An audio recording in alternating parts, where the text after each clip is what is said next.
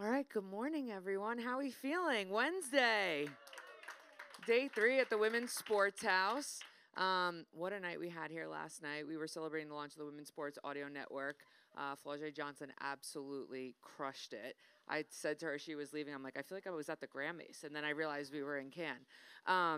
But I'm so thrilled to introduce our first speaker today, who I think many of us have probably caught through a screen and on a bike, but she's here, IRL and in person. Robin Arzon, please come on up. That's good walk-on music. I like that. I mean, look at this fit. 10 a.m. You're crushing. Hello. Robin, welcome to the Women's Sports House. What do you think? I mean, this is not a bad way to spend whatever day today is. Wednesday. Yeah, exactly. Let's do it. So, you know, Robin, obviously many of us have become familiar and probably all feel like we know you. And today we're going to get to know you a bit better. But before we get into Robin 2024 and beyond, I'd love to sort of run it back and really have you share with the audience, you know, your journey going from the world of law and as an attorney, finding your way to the hottest seat in fitness. Well, I mean, I'm honored to be at a house representing women's sports because I was not an athlete growing up. I told myself the story that I mean, I literally would forge notes on my mother's doctor. I would forge notes on her medical pad to get out of gym class. Like, my teacher was like, you always seem to have something to get you out of class. And I'm paying for it now because my toddler and I have the same swim coach because I'm learning how to swim this year. So I probably should have not skipped those classes. But I told myself the story that I was not an athlete, and unlike probably a lot of the folks that have been on this stage, you know, steeped in professional sports, I was not that person. So I really picked up running and athletics to run through trauma and to heal. I used movement really as medicine.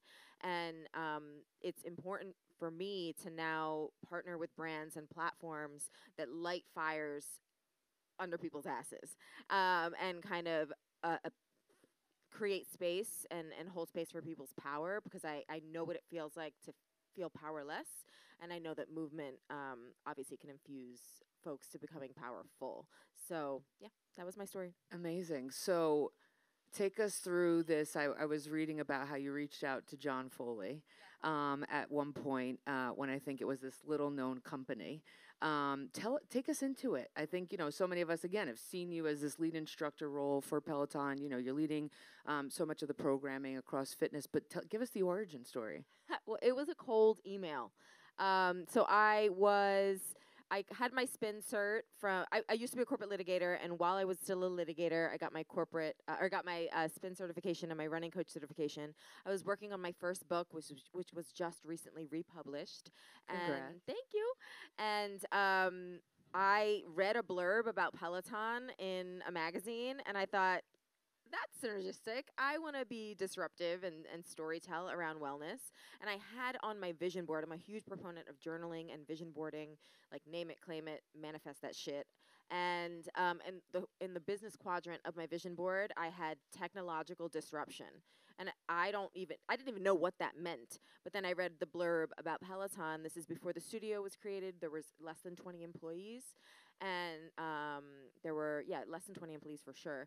And I sent a cold email. It was like info@pelotoncycle.com. That alias no longer exists. And I said, hi, I'm Robin Arzon. I love movement. We should work together. And I had a contract like 72 hours later. I think that's the like epitome of shoot your shot. And it worked out. And it worked. I mean, I call this, like, what we're all doing this week is gardening. You just plant 1 million seeds and you see what grows. I love that. So fast forward. So you shoot your shot. You land a deal, 72 hours, which, by the way, if this all fails tomorrow, you come work with us. We're doing deals at that speed as well. But the pandemic happens. And now I know you talked about movement to heal. You found yourself in the ultimate position to help people heal at a time when we didn't even know what was going to happen tomorrow. Can you talk about what that experience was like? Oh my gosh. Well, there was a period of time in the pandemic where I was literally filming from my New York City apartment. My husband was my grip, my PA, my camera guy. Drew, right there. Yeah, He's still going. Still my camera guy. Shout out to Drew Butler.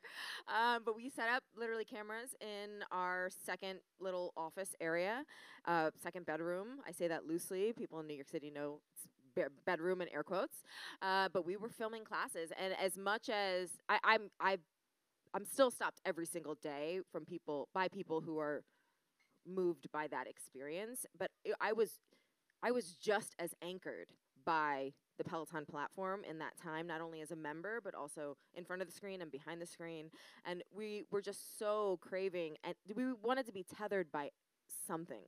And I still feel that connection with folks, when that red light goes on and I'm filming classes at our New York City studio. So was there a moment during the pandemic? I mean, obviously we all saw everybody a Peloton bike. I mean, I still have mine. I told you the subscription was gone. It was the greatest blazer hanger in New Jersey. But thanks to you, I've reinstated. Good. Don't ask how many classes I've done since I've done that. But talk about, was there a moment with you and your peers, fellow instructors, where you all looked around and were like, holy shit, like this, like right now, was it a responsibility, a feeling of like, we're here to support and pull people through this time when they are home and they're needing a space, not only to ride and to stay healthy and to stay fit, but to connect? I mean, that we still have, that is kind of one of the central value system is like members first, and the world is always happening, right? So whether it's Tunde's Speak Up series after George Floyd, or whether it's holding space for women's sports, for Pride, I mean, these are things that are we feel naturally compelled to do because those are celebratory or honorific moments that we have in our own lives. So it is threading the needle, right? Because we want folks to be able to have a safe space where it's not so heavy. This is not a CNN news scroll on our platform, but we want to honor what's going on in the world. So it's towing that line of being appropriate, but also, joyful. Like I was at a round table the other day and we were talking about some really heavy political stuff, and the kind of the mic got to me, so to speak, and I was like, I'm just trying to bring y'all some joy. I was like, if you need some endorphins, we can take a little burpee break real quick because this is heavy as hell, and we need that. We need that in the world, right? So I'm grateful to hold that space. Amazing. Let's pivot to storytelling.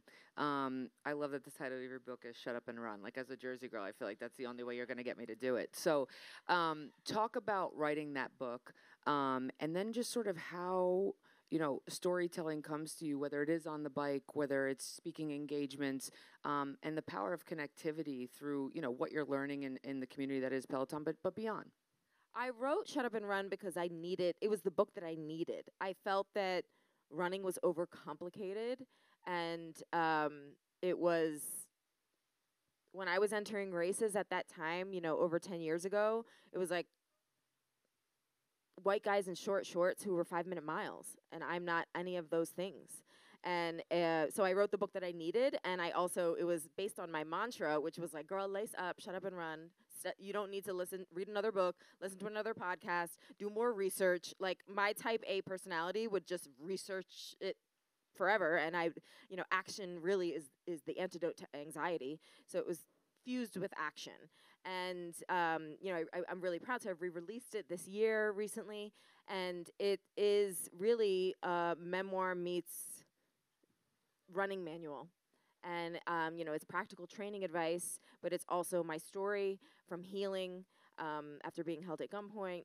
And I'm really proud of that because it shows how we can show up as ourselves. And my mom gave me the best advice when I was younger. She said, stay weird because nobody is going to remember normalcy. And this is a point in time, right? And, when we're growing up, where all we want is to be like other people. And then this entire festival is based on how you can leverage your difference. So, gracias, Mom. I love that. Let's go. What's your mom's name? Carmen Angles. Dr. Carmen Angles. Let's go, Dr. Carmen. So as you're thinking about, what comes next, obviously we're living in the world of influencer, talent, multi-hyphenate, portfolio development. I've had the great fortune of getting to sit with you and Drew and your team and just sort of hearing about the vision board of what's to come. Can you talk about the brand that is Robin Arzon and how you're thinking about strategically mapping, not just vertically, but moving horizontally? And as marketers, sort of how you're navigating the story that you want to convey, but then the bets you're making to make sure it pays off on that. Yeah, that's great. I mean, I think Robin NYC we see as a multiplier. And really, any platform or product that I'm associated with, it has to light a fire in people's lives. I think that ripe for disruption is the motherhood and parenthood space. I want to smash that paradigm to bits. It pains me when I hear caregivers surprised that I have the confidence to pick up a microphone and say, yes, I'm putting myself first. Yes, I'm doing my workout, and my 3-year-old can wait. And she's going to sit right there. And she might be loud about it, but mommy's going to get her workout in. And I don't want that to be a surprising thing. I don't want that to be a shocking thing. And I think that we've moved a little bit into, hopefully, beyond the place where it's, oh, athlete, just shut up and dribble, shut up and kick the ball. And that multi-hyphenate existence is really exciting for me because, yes, my primary modality is movement and wellness, and I'm a global leader in that space, but I am also an author, an executive, and I'm excited to move into things like high fashion, beauty. I'm working on a plant-based cookbook. And so these are things that really widening the aperture, but I think to answer your question is like, yes, you could do it all, but it's only going to be based in the things that I am genuinely excited about. And people can, I think consumers can read that. So it might be random. Yeah, I might come out, I love 90s hip hop and I love singing karaoke. So y'all might see a karaoke machine at your local Best Buy one day. But it's going to be because like that's really what excites me. And it can be playful, it can be poignant. And I don't think that we have to choose as long as the story makes sense. And so the plant-based cookbook is a great example. I'm not a professional chef. I call myself a remix artist in the kitchen. If you give me 5 random plant-based ingredients, I got you. But that's where I find confidence in that lane because I think the worst advice you could ever receive is stay in your lane. It's like widen the aperture and carve your own path as long as as long as you can make the story make sense, then we can figure out the brand deck that is going to go along with it. I would like to say here at the Women's Sports House, there's no lane. We're doing our own thing. But tell me, what's your go-to recipe? Let's just sidebar because we all need a little more plants in can right now. Okay, so I will make a big batch of like a tofu scramble with lentils and beans, and I can put that in a protein wrap, on a bagel. That will last days in the fridge, and I could remix that into a lot of different recipes. But yeah, please eat a vegetable today. This is the message to eat at least one vegetable, drink 1 glass of water. I love that. We're trying. I read this as I was getting ready for this conversation. I was just, we were late last night, and I just, coming down from the adrenaline, and I was like, let me just, what's the internet saying about Robin Arzon? All good things. But fun fact, because we're a couple weeks out from Paris, you wrote for the Paris Olympics in 2012? Yeah. Talk about that. And I'm like, hold on. Oh, no, it was London. London. London. Sorry, I meant London Olympics. Right, sorry, no, it's wild. I quit my law job 2 weeks before the London Olympic Games in 2012. And I had taken a leave of a few weeks from the firm, unpaid. And I was like, gosh, what am I going to do? And I can't believe I'm going to leave this really well-paying corporate job. And then, I was seeing, I'm like, oh my gosh, Kara Goucher and Alison Felix and all these icons are going to be in London. Like, I've just got to go. And with a cracked iPhone, I put on my credit card the charge to Heathrow from New York City. It cost almost double my rent because it was so close to the games. I slept on my friend's couch for 3 weeks. And I reached out to USATF and PR people, and I just DM them, and I'm like, I can't even afford tickets. I'll sit anywhere. And that ended up being such a cool, organic way for me to storytell. It was for a Tumblr, y'all. This was IG Tumblr days. It's like the throwback. The throwback of throwbacks. But I just wanted to be in the mix and storytell and oxygenate by their greatness. And these are, women and athletes who are now considered friends, and it's an honor to have that be kind of the ground floor, the seeds that were planted then in 2012. And yeah, now we're at the Paris Games, and I can't believe it. Amazing. Tell me what seeds you're planting right now. What's in the garden? Um, Beauty and more lifestyle products, especially as it relates to like females feeling empowered in unexpected ways. And I think as an athlete, it's really powerful to state I'm not done yet. As a mom, most recent postpartum periods that I've had, my son is 10 months. That's like a vulnerable state that I'm not used to. I'm so much. I have an appetite to go harder and faster and more intensely, and the postpartum period really forces you to slow down in a vulnerable way that initially made me really uncomfortable, and now I kind of embrace. And so I realized that my fire has more nuance, and that's really empowering. And I want to see where that takes me. But next, definitely food, fashion, beauty, and just finding places to feel and look good for victory. I'm just like mic drop, but we're still going. So I'm like sitting here like I feel like I'm like at church right now. I'm like keep going. Talk to me a little bit about brand partnerships. Obviously, we're here in Cannes, largest creativity festival in the world. Some of the biggest brands here talking about bets they're placing on the future. Talk about brand partnerships, what it means to you, and all of these things that you're alluding to, and the seeds that you're planting. How can they get in the mix? What, and I know authenticity means a lot to you. What does a solid brand partnership look like? I like to think of the long game. I'm really curious about where branded content is going right now. Everybody, not everybody, but a lot of folks are kind of ideating around production studios, and of course, we've seen some notable folks do that really well. Reese Witherspoon, Eva Longoria, I think that they have done really, really great things in that space. But I'm very interested in that, right? And I think as a creator, I don't want to be so reliant on these platforms. If Instagram goes away tomorrow, where are we? Where is that audience? Is it rented? Is it owned? And that's one of the reasons why we started Swagger Society. It's my lifestyle membership club that. So our Swagger Society really acts as the members' accountability partner. We have a private app, we have gated content, we have in real life events, and the attendance at those events is really earned by people consistently showing up in challenges. For example, I have a 3 for 31 challenge that I do every December, move every day in December, and then you're going to have some kind of carrot at the end of that is rewarding that consistency. But in terms of brand partners, it is synergistic in terms of the storytelling. Of course, it's do I actually use the product, believe in the brand. And this is another way to widen the aperture. Like right now, I'm looking at fashion, beauty, lifestyle, travel. These are all partners in verticals that my team is assessing. And I'm most interested in the ones that can think out of the box in how can we create a YouTube channel? How can we create a podcast? Like, yes, a sponsored post in feed is easy, done. But how can we have something that lives a little bit longer than a one-note conversation? So if we were putting a vision board together right now, what categories or brands are on Robin Arzon's vision board? Definitely. I mean, I love like the Gucci, the Versace, high fashion brands. Come to the right place.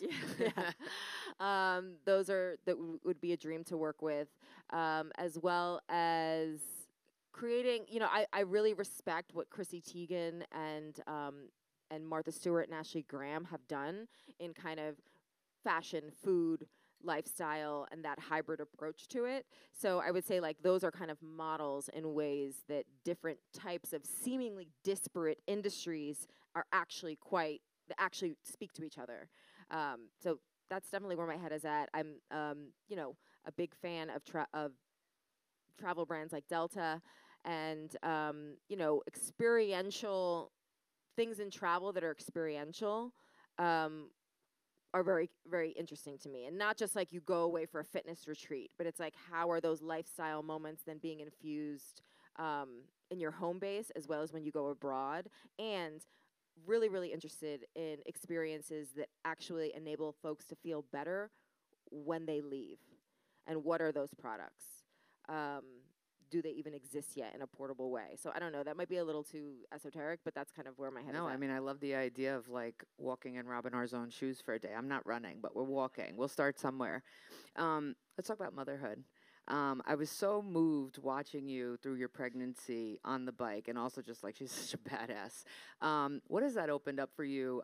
Obviously, personally, in as much as you want to share, but connecting with other mothers. You know, so much we talk about as women, and balance, executive roles, personal roles, caretaker roles, etc. How has that experience, living out loud publicly and navigating that, having postpartum classes, et cetera, and so forth, helped, the community and what you see many women trying to do? Balance as sort of the word we use, but, how does that relate to your experience? I love my fellow mother hustlers. Oh my God. The Mother's Tribe is fierce as hell. And I am. It's interesting. Like, I'm obviously obsessed with my kids. Like, we're obsessed. Parents are obsessed with their kids. But I was introduced the other day to a stage, and it was like, and her favorite, most important role is mother and wife. And I was like, bitch, nobody said that. And like, I love that. Like, I love that. But that's not my only role. And like, don't put that, that's your story. And my babies need to see someone willing to step up and become uncommon, because I don't want them to say that their only identity is Robin's daughter or Robin's son. So that is, I think, where I get a little like frictiony, and I'm willing to smash some paradigms, because I think that we can stand in our power and be so vulnerable and so loving to our babies, but it's both and I think that we need to explore the both and. The being pregnant and being the first instructor pregnant at Peloton was really, it was a total mind meld, right? I didn't know what pants were even going to fit me, and I was filming in front of millions of people in 45 minutes. So that was a really interesting experience. But my second pregnancy with my son was really liberating. I mean, I deadlifted at 3 hours before he was born. Actually, it was a 5 RM PR, if anybody's interested. But that that was amazing to me, because it was like, I'm going to do this in my own way and just focus on what I can control. And that for me was such a meta message of like, how can we as mothers focus on what we can control? Because there is most of it is uncontrollable. Most of it is a complete surrender. So I just want mothers to turn their whispers into roars. I deeply want that. And if I can be involved with brands and with products that do that, that's what I'm about. I love that. You have a clothing line out right now with fellow Jersey girl Danny Garcia. You did an integration with her brand around Swagger Society. What was the inspiration for Swagger Society? I know you alluded to a little bit as a subscription platform, but what was the inspiration, and ultimately, how do you see that portfolio expanding? For sure in fashion. I think the Swagger Society IP is ripe for amazing collabs. The jacket that we did, a varsity jacket with GSDQ, Danny Garcia's company. She's a partner with Dwayne Johnson, and I really admire Danny as a business person. But we did a bespoke, very, very custom drop of Swagger Society varsity jackets. And so I see a lot more. Talk about what's on the back.